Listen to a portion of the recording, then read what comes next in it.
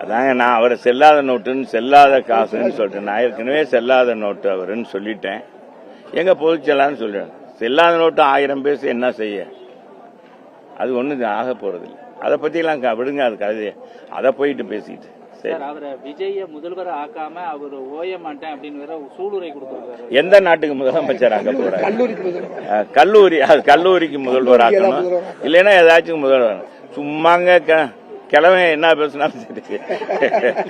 அவர் போய் இனிமேல் இந்த ஆளு கிழமை இந்த செங்கோட்டையனுக்கு வயசு என்னங்க?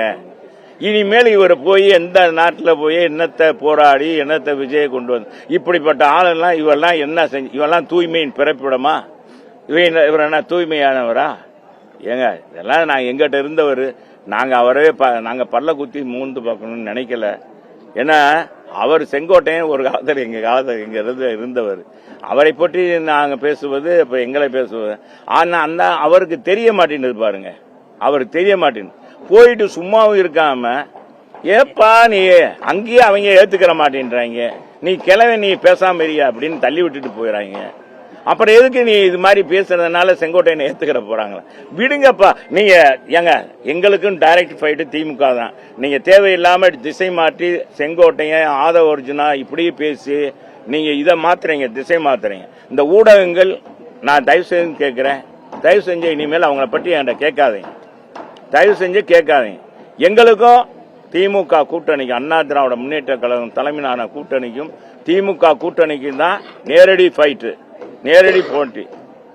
புரட்சி தலைவர் படத்துல எப்படி எம்ஜிஆர் நம்பியாருக்கு இதா இருப்பாரோ அதே மாதிரி புரட்சி தலைவரும் வீரப்பாவும் சண்டை போடுவாங்களோ அது மாதிரி எங்களுடைய இயக்கம் இன்னைக்கு கருணாநிதியா ஒரு காலத்துல கருணாநிதியா புரட்சி தலைவரா இருந்துச்சு.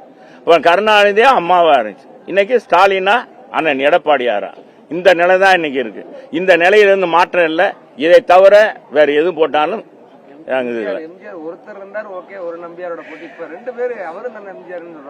அவரா சொல்லிக்கிட்டு இருக்காங்க. ஏங்க எல்லா பேரும் நானும் எம்ஜிஆர் சொல்லிக்கலாம்.